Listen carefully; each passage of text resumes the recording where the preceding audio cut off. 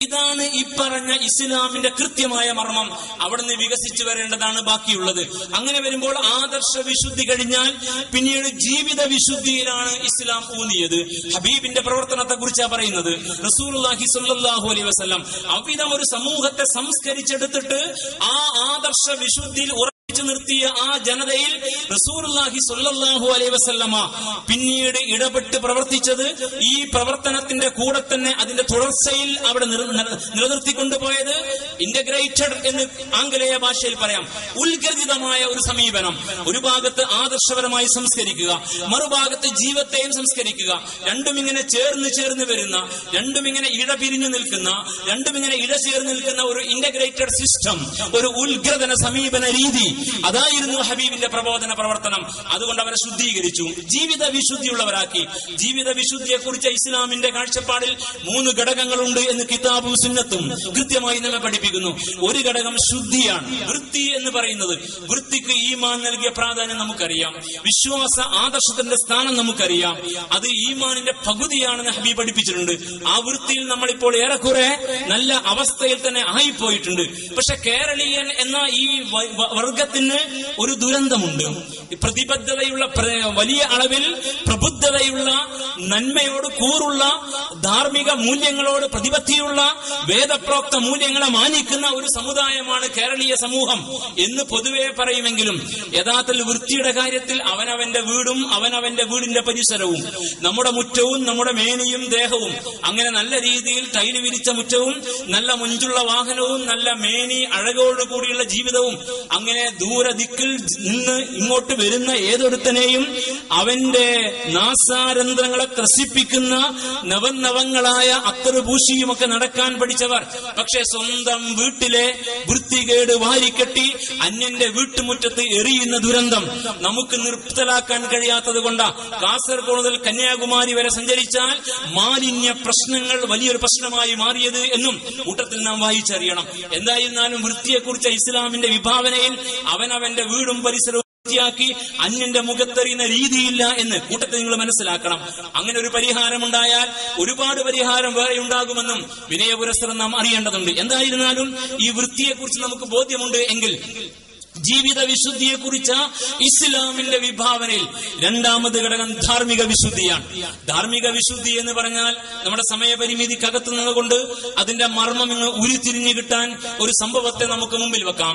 ഹബീബായ റസൂലുള്ളാഹി സ്വല്ലല്ലാഹു അലൈഹി വസല്ലമ മദീനയിൽ ജീവിച്ചു കൊണ്ടിരുന്ന കാലം, മദീനയിലെ പള്ളിയിലെ ഇമാമത്തും മദീനയാകുന്ന സ്റ്റേറ്റിന്റെ ഇമാറത്തും, മദീന പള്ളിയിലെ നേതൃത്വവും മദീനയാകുന്ന രാഷ്ട്രത്തിന്റെ ഭരണാധികാരവും ഹബീബായ റസൂലുള്ളാഹി സ്വല്ലല്ലാഹു അലൈഹി വസല്ലമ ഒരുപോലെ ഏറ്റെടുത്ത് നിർവഹിക്കുന്ന ആ സുവർണ കാലഘട്ടം. ആ കാലഘട്ടത്തിൽ മദീന പള്ളിക്കകത്ത് ഒരു ഉത്ബോധന പ്രഭാഷണം ഹബീബ് നടത്തി, റസൂലുള്ളാഹി സ്വല്ലല്ലാഹു അലൈഹി വസല്ലമ. ആ പ്രഭാഷണം, ബയാൻ, ദിക്ർ, ഉത്ബോധനം, വഅള് അവസാനിച്ചു കഴിഞ്ഞപ്പോ സദസ്സിനുള്ള അവസരമാണ്. സദസ്സിനുള്ള അവസരം സമാഗതമായപ്പോ ഒരു സഹോദരൻ എഴുന്നേറ്റുന്നു. ഒരു നല്ല ചെറുപ്പക്കാരൻ, തൊട്ടാൽ പൊട്ടുന്ന പ്രായത്തിൽ ഒരാൾ എഴുന്നേറ്റുന്ന ഒരു ചോദ്യമാണ് ഹബീബിനോട്. സലാം പറഞ്ഞ ശേഷം ചോദ്യം ഇങ്ങനെയായിരുന്നു, അല്ലയോ പ്രവാചകരെ, എനിക്ക് വ്യഭിചരിക്കാൻ അനുവാദം വേണം. വ്യഭിചരിക്കാൻ അനുവാദം വേണമെന്ന് ഹബീബിന്റെ മദീന പള്ളിയിൽ വന്ന് ഹബീബ് നേതൃത്വം കൊടുത്തുകൊണ്ടിരിക്കുന്ന ഒരു രാഷ്ട്രക്രമത്തിനകത്ത് സ്വസ്ഥമായ ധാർമ്മികതയിൽ ഉറച്ചു നിൽക്കുന്ന ഒരു സമൂഹം ജീവിച്ചുകൊണ്ടിരിക്കെ ആ സമൂഹത്തിന്റെ ക്രീം, ആ സമൂഹത്തിലെ മർമ്മ സ്ഥാനത്തിരിക്കുന്ന സകലരും ഒത്തുകൂടുന്ന സദസ്സിൽ ഒരു ചെറുപ്പക്കാരൻ ചോദിച്ചാൽ അതിനേക്കാൾ ഒരു ധിക്കാരം വേറെയുണ്ടോ എന്ന് വിനയപുരസ്സരം നമ്മൾ ചിന്തിക്കുക. സദസ്സ് വല്ലാതെ ഇളകി വശായി. ചില ആളുകൾ ഈ സഹോദരനെ പിടികൂടാൻ ശ്രമിച്ചു, കൈവെക്കാൻ വരെ ശ്രമിച്ചു എന്ന് ചരിത്രകാരന്മാർ. മഹ്ലൻ നിൽക്കട്ടെ എന്ന് ഹബീബിന്റെ ആഹ്വാനം. എല്ലാവരും ശാന്തരായി. അവനെ ഇങ്ങ് കടത്തിവിടാൻ ഹബീബ് ആവശ്യപ്പെട്ടു. ആ ചെറുപ്പക്കാരൻ ഇങ്ങ് കടന്നു വന്നു. കൈ കൊടുത്ത് തോളിൽ കൈയിട്ട് അടുത്തിരുത്തിയിട്ട് ഹബീബിന്റെ ഒരു വർത്തമാനം എന്റെ യുവാക്കൾ കേൾക്കണം. പുതുകാലഘട്ടത്തെ അറിയാൻ ആഗ്രഹിക്കുന്ന, പുതുകാലഘട്ടത്തിന്റെ ദുരന്തത്തെ വേദനയോടെ നോക്കുന്ന എല്ലാ രക്ഷിതാക്കളും സഹോദരിമാരും നോക്കണം. ഹബീബ് ആ ചെറുപ്പക്കാരനോട് ഒരു ചോദ്യത്തിന് ചെറുപ്പക്കാരന്റെ മറുപടി, അതിന് ഹബീബിന്റെ അടുത്ത പ്രതികരണം, പിന്നെയും ഹബീബിന്റെ ഹബീബിന്റെ അടുത്ത ചോദ്യത്തിന് പിന്നെയും ചെറുപ്പക്കാരന്റെ മറുപടി, അപ്പോൾ പിന്നെയും ഹബീബിന്റെ പ്രതികരണം. ഇങ്ങനെ ആ സംഭാഷണം അങ്ങ് കൃത്യമായി ഹദീസിന്റെ ഗ്രന്ഥം രേഖപ്പെടുത്തപ്പെട്ടിട്ടുണ്ട്. ഹബീബ് ചോദിച്ചത് ഇങ്ങനെയാണ്: നിന്റെ ഭാര്യയ്ക്ക് ഇങ്ങനെ ഒരു ഗതി വന്നാൽ, നിന്റെ ഉമ്മയെ ഒരാൾ കൈവച്ചാൽ, നിന്റെ സഹോദരിയെ ഒരാൾ നോട്ടമിട്ടാൽ, നിന്റെ മകളെ ഒരാൾ ബലാത്കാരം ഇவ்விധമുള്ള ഒരു വൃത്തികേടിന് വിധേയപ്പെടുത്തിയാൽ എന്നിങ്ങനെ ഹബീബ് ചോദിക്കുമ്പോ ഓരോ ചോദ്യവും കേട്ട് ഞെട്ടിത്തരിച്ചുകൊണ്ട് ഉശിരുള്ള ഈ ചെറുപ്പക്കാരൻ പറയും, വല്ലാഹി ലാ വല്ലാഹി ലാ വല്ലാഹി, പടച്ചവനാണ് സത്യം, അവനെ ഞാൻ തട്ടും, അവനെ ഞാൻ വെട്ടും, അവനെ ഞാൻ കഷ്ണം കഷ്ണമായി നുറുക്കും, അവനെ പിന്നെ ഭൂമുഖത്ത് വെച്ചേക്കില്ല എന്ന് ഓരോ വർത്തമാനത്തിനും ഈ ചെറുപ്പക്കാരന്റെ പ്രതികരണം. ആ പ്രതികരണത്തിന്റെ ആ തീഷ്ണതയിൽ, തീവ്രതയിൽ അവനങ്ങ് നുരഞ്ഞു പൊങ്ങി അമർന്നിരിക്കുമ്പോ ഹബീബിന്റെ അടുത്ത വർത്തമാനം: അങ്ങനെയാണ് മനുഷ്യരും അങ്ങനെയാണ്, മാലോകരും അങ്ങനെയാണ്. അവരാരും അവരുടെ ഭാര്യയ്ക്ക് ഈ ഗതി വരാൻ ആഗ്രഹിക്കില്ല. അവരാരും അവരുടെ ഉമ്മക്ക് ഇങ്ങനെ ഒരു അവസ്ഥ സംഭവിക്കുന്നത് സ്വപ്നേ വിചാരിക്കുകയേയില്ല. അവരാരും അവരുടെ മകൾക്ക് ഇങ്ങനെ അവസ്ഥ വന്നാൽ നോക്കി നിൽക്കില്ല.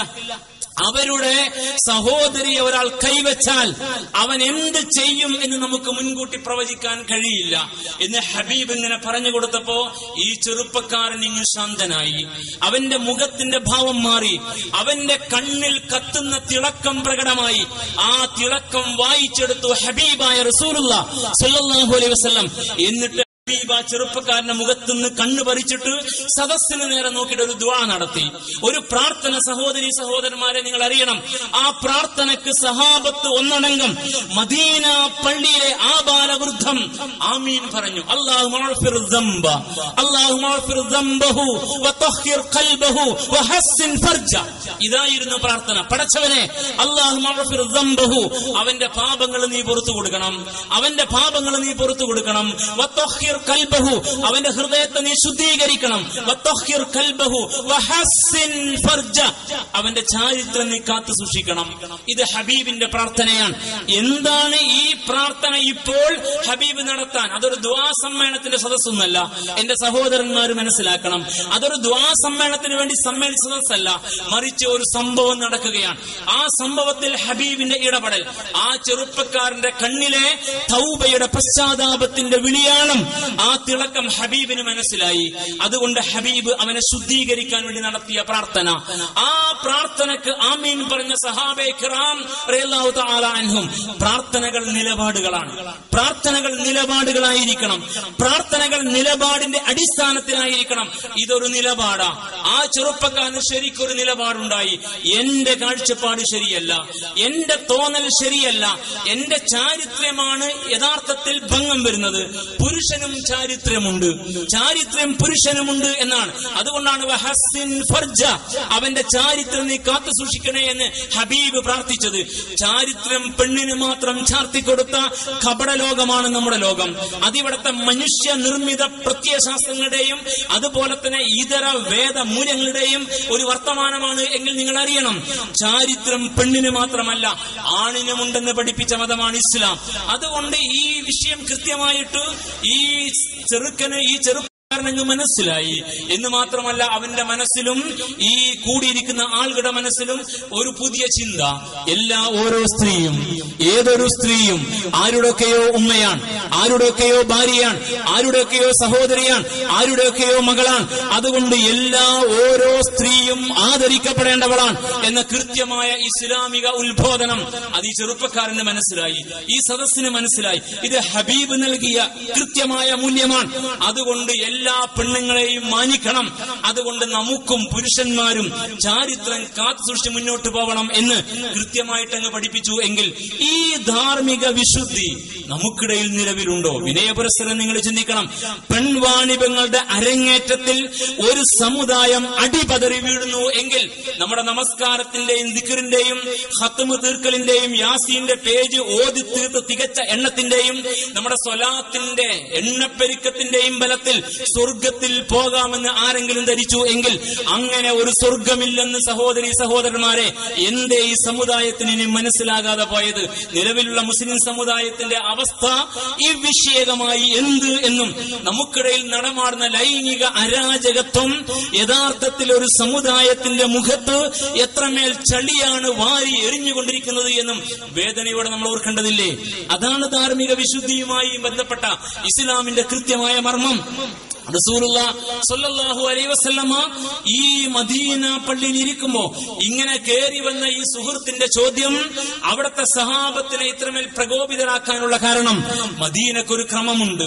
മദീന ഒരു ഇസ്ലാമിക വ്യവസ്ഥിതിയിൽ മുന്നോട്ട് പോകുന്ന ക്രമമാണ്. ആ ക്രമം കൃത്യമായി മനുഷ്യനെ പഠിപ്പിച്ച പാഠം വലാ തഖറബുസ്സിന ഇന്നഹു കാന ഫാഹിഷ വസാഅ സബീല എന്നാണ്. നിങ്ങൾ വ്യഭിചരിക്കരുത് എന്നല്ല, വ്യഭിചാരത്തോട് അടുക്കരുത് എന്നാണ്. വ്യഭിചാരത്തിലേക്ക് നയിക്കുന്ന സകല വഴികളെയും എന്ന ഉദ്ദേശത്തോടു കൂടിയാണ് ഈ സൂക്തം അവതീർണമായത് എന്ന് മഹാന്മാരായ മുഫസ്സിരീങ്ങൾ. അതുകൊണ്ട് വ്യഭിചാരത്തിലേക്ക് നയിക്കുന്ന പ്രേരകങ്ങളെ തടയുകയാണ് വലാ തഖറബുസ്സിന എന്ന വാക്യത്തിന്റെ ഉദ്ദേശ്യം. സദ്ദുദ്ദറായിഉ എന്നാണ് സാങ്കേതികമായി ഈ രീതിയെക്കുറിച്ചുള്ള ഇസ്ലാമിന്റെ പ്രയോഗം. പ്രേരകങ്ങളെ തടയുക, പ്രചോദനങ്ങളെ തടയുക, തെറ്റായ ചിന്തകളെ തടയുക, തെറ്റായ സമീപനങ്ങളെ തടയുക. അതുകൊണ്ട് കണ്ണിന് വ്യഭിചാരമുണ്ട്, കാതിന് വ്യഭിചാരമുണ്ട്, അവയവങ്ങൾക്ക് വ്യഭിചാരമുണ്ട്, മനസ്സിന് വ്യഭിചാരമുണ്ട്. അന്യ സ്ത്രീയുമായി ഒന്നിച്ചാകാൻ പാടില്ല. ഭർത്താവിന്റെ സഹോദരന്റെ കൂടെ പെണ്ണ് ബൈക്കിൽ കയറിപ്പോകാൻ പാടില്ല എന്ന് പിതാവിന്റെ കുടുംബക്കാരായിട്ട് വരുന്നവർ എന്ന നിലക്ക്, മാതാവിന്റെ കുടുംബത്തിൽപ്പെട്ടവർ എന്ന നിലക്ക് ലക്ഷണമൊത്ത മനസ്സിൽ ചിന്തയുള്ള പുരുഷന്മാരുടെ മുമ്പിൽ പെൺകുട്ടികൾ അങ്ങനെ അങ്ങ് ഇറങ്ങിയിരിക്കുന്നതും അങ്ങനെ അങ്ങ് ആടി നടക്കുന്നതും ശരിയല്ല എന്നൊക്കെ കൃത്യമായിട്ട് പഠിപ്പിച്ചു. എങ്കിൽ ഈ ഉത്ബോധനത്തിന്റെ മർമ്മം കൈവിട്ട് പുതിയ തെറ്റായ സംസ്കാരത്തിന്റെ കൂടെ സഞ്ചരിക്കാൻ തുടങ്ങിയപ്പോൾ നമസ്കാരവും ദിക്റും സ്വലാത്തും വഅദും ഉറുദിയും ദുആ സമ്മേളനവും കൃത്യമായി നടന്നിട്ടും ഈ സമുദായത്തിനകത്ത് ദുരന്തം അവസാനിച്ചില്ല. എങ്കിൽ നമ്മൾ അറിയണം, ധാർമ്മികമായ കാഴ്ചപ്പാടിൽ, ധാർമ്മിക വിശുദ്ധിയിൽ നമുക്ക് അടിപതറിയിരിക്കുന്നു എന്ന്, നമുക്ക് തെറ്റുപറ്റിയിരിക്കുന്നു എന്ന് സാധാരണക്കാരൻ മുതൽ മുകളെ തട്ടിലെ ആളുകൾ വരെ ഇന്ന് ലൈംഗിക അരാജകത്വത്തിന്റെ പിടിയില. സംഭവിച്ചു പോയിട്ടുണ്ടോ? ഇല്ലേ? സമുദായവും സമൂഹവും ഇന്ന് നമ്മൾ പറയാം നമുക്കായിട്ട് മാറി നിൽക്കാൻ കഴിയോ? ഇന്ന് സമൂഹത്തിന് നേരെ കല്ലെറിയാൻ എനിക്കും നിങ്ങൾക്കും അർഹതയുണ്ടോ എന്ന് വിനയപുരസ്സരം ചോദിക്കേണ്ടതില്ലേ? എന്താണ് ഈ സാമൂഹ്യ ക്രമം നിങ്ങൾക്കറിയാമോ? പിതാവിന്റെ അടുക്കൽ മകളെ ഏൽപ്പിച്ചു പോകാൻ അമ്മമാർക്ക് ധൈര്യമില്ലാത്ത കാലം. സ്വന്തം സഹോദരന്റെ അടുക്കൽ സ്വന്തം സഹോദരി സുരക്ഷിതയാകുമെന്ന് മാതാപിതാക്കൾക്ക് ഉറപ്പിക്കാൻ കഴിയാത്ത കാലം. പഠിപ്പിച്ചുകൊണ്ടിരിക്കുന്ന കുട്ടികളുടെ കണ്ണിൽ കാമം കാണുന്ന ഉണ്ടായിപ്പോയ കാലം. പഠിപ്പിക്കുന്ന അധ്യാപികയുടെ സൗന്ദര്യം ആസ്വദിക്കാൻ വേണ്ടി ക്ലാസ്സിൽ കൃത്യമായി അറ്റൻഡ് ചെയ്യുന്ന ക്യാമ്പസിലെ പൂവാലന്മാരുണ്ടായി വന്ന കാലം. അങ്ങനെ അങ്ങ് ചിന്തിച്ചാൽ ഈ വീട്ടിൽ നിന്ന് തുടങ്ങിയിട്ട് പുറത്തിറങ്ങി അങ്ങ് നടന്നാൽ നിയമസഭക്കകത്തിരുന്ന് അശ്ലീലം കാണുന്ന സാമാജികർ ഉണ്ടായിപ്പോയ കാലം. ഇതല്ലേ പുതിയ കാലം? ഇതല്ലേ പുതിയ കാലം?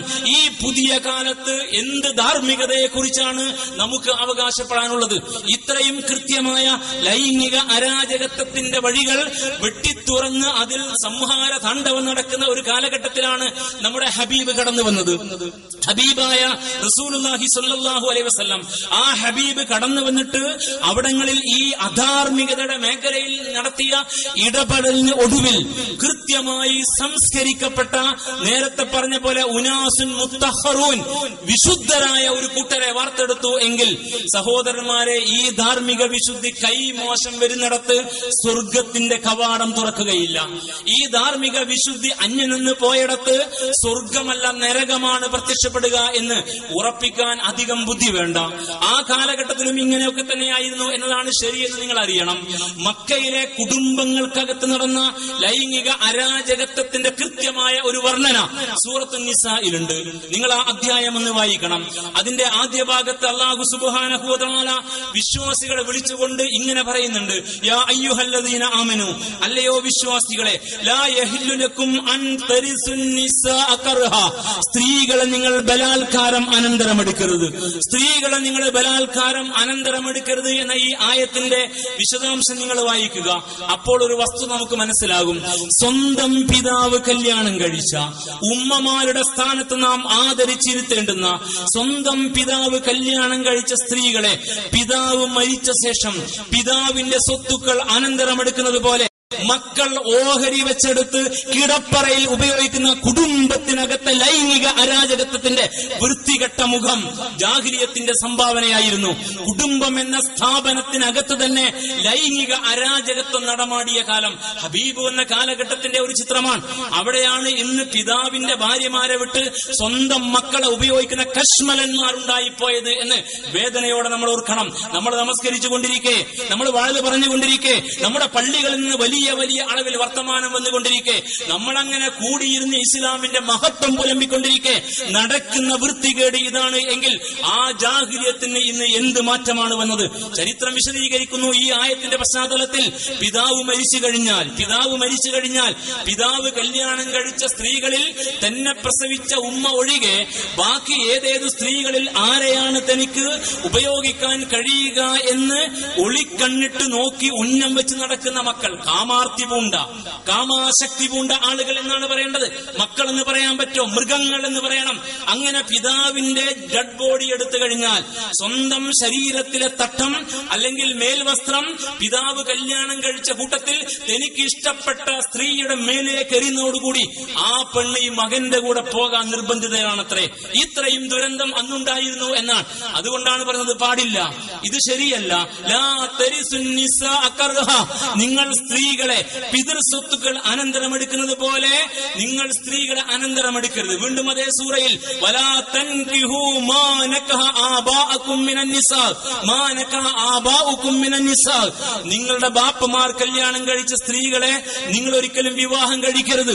ഇല്ലാ മാ ഖദ സലഫ്, കഴിഞ്ഞത് കഴിഞ്ഞു പോയി, വിട്ടേക്ക്, ഇനി പാടില്ല എന്ന്. ഇന്നഹു കാന ഫാഹിഷ വമക്ത വസാഅ സബീല, അതേറ്റവും മ്ലേച്ഛമാണോ? ഇത്രമേൽ വെറുക്കപ്പെട്ട മക്ത, ഇത്രമേൽ വെറുക്കപ്പെട്ട കേട് വേറെയുണ്ടോ? വസാഅ സബീല, എത്രമേൽ മോശമായ വഴിയാണ് എന്ന് ഖുർആൻ പഠിപ്പിക്കുമ്പോ നിങ്ങൾ അറിയണം, ഒരു ജാഹിലിയത്തിന്റെ കാലഘട്ടത്തിലെ കുടുംബത്തിനകത്തെ ലൈംഗിക അരാജകത്വത്തെ കൃത്യമായി വിശകലനം ചെയ്യുകയാണ്. കാലം മാറി വന്നപ്പോ ലൈംഗിക അരാജകത്വം വീട്ടകത്ത് ഇത്രമേൽ ആധിപത്യം സ്ഥാപിച്ചു എങ്കിൽ നമുക്കെന്ത് ന്യായമുണ്ട്? ആ ലൈംഗിക അരാജകത്വത്തിൻ്റെതായ കാലഘട്ടത്തിൽ നിന്ന് ധാർമ്മിക വിശുദ്ധി നേടി സ്വർഗത്തിലേക്ക് കടന്നുപോയ ആ പരമ്പരയുടെ പിന്നാലെ സ്വർഗത്തിൽ പോകാൻ നമ്മിൽ എത്ര പേർക്ക് യോഗ്യതയുണ്ട് എന്ന്, ഈ സമുദായത്തിൽ എത്ര പേർക്ക് അർഹതയുണ്ട് എന്ന് പുതിയ കാലത്ത് നമ്മൾ വായിക്കണ്ടേ? സ്വർഗത്തിലേക്ക് കുറുക്കു വഴിയുണ്ടെന്ന് ആരാണ് ഈ സമുദായത്തെ പഠിപ്പിച്ചത്? ഇന്ന് അങ്ങനെയാണ് ഉത്ബോധനം. ഇത്ര ദിക്ർ അങ്ങ് ചൊല്ലിവെച്ചോ, ഇത്ര സ്വലാത്ത് അങ്ങ് തികച്ചു വെച്ചോ, ദിക്ർ ചൊല്ലണം, സ്വലാത്ത് ചൊല്ലണം, ദുആ ഭംഗിയായി നടക്കട്ടെ, ദുആയോടുകൂടി തുടങ്ങ്, ദുആയോടുകൂടി അവസാനിപ്പിക്കുക, ഒരു സംശയവും വേണ്ട. പക്ഷെ അറിയണം, ഇതുകൊണ്ടൊന്നും കാര്യം നടക്കില്ല. മാറാനാണ് ഇസ്ലാമിന്റെ ആഹ്വാനം. ഇസ്ലാം ഫോർ ചേഞ്ച്. നിലവിലുള്ള വൃത്തികെട്ട അവസ്ഥയെ മാറ്റിയിട്ട് തെളിഞ്ഞ ഒരു വിധാനത്തിലേക്ക് മനുഷ്യനെ നയിക്കുന്ന, ജന്തുതയെ അതിജയിക്കുന്ന, മൃഗത്തെ നാണിപ്പിക്കുന്ന ഈ വൃത്തികേടിന്റെ പാതാളത്തിൽ നിന്നും മാലാകമാരെ അതിശയിപ്പിക്കുന്ന ഉയർന്ന മനുഷ്യത്വത്തിന്റെ വിധാനത്തിലേക്ക് മനുഷ്യരെ നയിക്കാൻ കടന്നു വന്ന മഹാപ്രവാചകൻ ഹബീബായ റസൂലുള്ളാഹി സ്വല്ലല്ലാഹു അലൈഹി വസല്ലം ആ പരമ്പരയുടെ പേര് പറഞ്ഞു ഇത്തരം വൃത്തികേടിലേക്ക് അമർന്നു പോയാൽ സ്വർഗത്തിന്റെ 4 അയലത്ത് എത്താൻ കഴിയില്ല എന്ന് പറയാൻ നമ്മളാരെ ഭയപ്പെടണം. അതുകൊണ്ട് സഹോദരന്മാരെ, നിങ്ങൾ അറിയണം, ഈ അവസ്ഥക്ക് മാറ്റം വേണം. അതാണ് ധാർമ്മിക വിശുദ്ധി. തന്റെ ഇണയായി ജീവിതത്തിലേക്ക് വന്ന, തന്റെ തുണയായി കല്യാണം കഴിച്ചു വന്ന പുരുഷനിൽ നിന്ന് സ്ത്രീയും, സ്ത്രീയിൽ നിന്ന് പുരുഷനും തന്റെ മനസ്സിന്റെ കാമനകളും ശരീരത്തിന്റെ ആഗ്രഹങ്ങളും മനസ്സിന്റെ മോഹങ്ങളും നേടുകയും അതിനപ്പുറത്തേക്ക് കണ്ണും കാതും പോകാതിരിക്കുകയും ചെയ്യുന്ന വിവാഹബാഹ്യ ബന്ധങ്ങളും വിവാഹേതര ബന്ധങ്ങളുമില്ലാത്ത സംശുദ്ധമായ ജീവിതക്രമമാണ് ധാർമ്മികതയുടെ മർമ്മം എന്ന് പഠിപ്പിച്ച മതമാണ് ഇസ്ലാമെങ്കിൽ അത്തരമൊരു സമുദായത്തിനകത്ത് വാണിഭങ്ങൾക്കിടമുണ്ടാകുമോ? അത്തരമൊരു സമുദായത്തിനകത്ത് ഇത്തരം പേരും ചൂരും ഉണ്ടായി വരാൻ പാടുണ്ടോ? പക്ഷെ നമുക്ക് നമ്മളെ നിയന്ത്രിക്കാൻ കഴിയാതെ പോയി. ലൈംഗികതയുടെ നഗ്നനൃത്തം എല്ലായിടത്തും കടന്നു വന്നു. എവിടെയെല്ലാം ആധിപത്യം സ്ഥാപിച്ചു. അന്ന് പഴയ കാലത്ത് കഅബാലയത്തിന്റെ പരിസരത്ത് സ്ത്രീകൾ ഒത്തുകൂടിയിട്ട് അങ്ങനെ ഒന്നിച്ച് കൈകൊട്ടി അവരങ്ങ് പാട്ടുപാടാൻ തുടങ്ങും.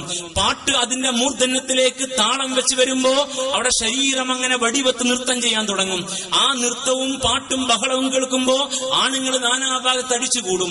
അങ്ങനെ തടിച്ചുകൂടി ആണുങ്ങൾ അങ്ങനെ ആർത്തുല്ലസിരിക്കുമ്പോ സ്വയം മറന്ന് ഇവർ വസ്ത്രങ്ങൾ ഓരോന്നായി ഉരിഞ്ഞ് എറിയും. എന്നിട്ട് അവർ കഅബക്ക് ചുറ്റും ഇങ്ങനെ നൃത്തം ചവിട്ടുന്ന ഒരു ജാഹിലിയത്തിന്റെ ചിത്രം കഴിഞ്ഞുപോയ പ്രവാചകൻ ഹബീബിന്റെ കാലഘട്ടത്തിൽ, ഹബീബിന് മുമ്പുള്ള കാലത്ത് മക്കയിൽ ഉണ്ടായതായി വായിക്കുന്നു. എങ്കിൽ ഈ നനഞ്ഞാട്ടവും കുഴഞ്ഞാട്ടവും തുണി ഉരിഞ്ഞാട്ടവും വീട് വീടാന്തരം നടക്കുന്നില്ലേ?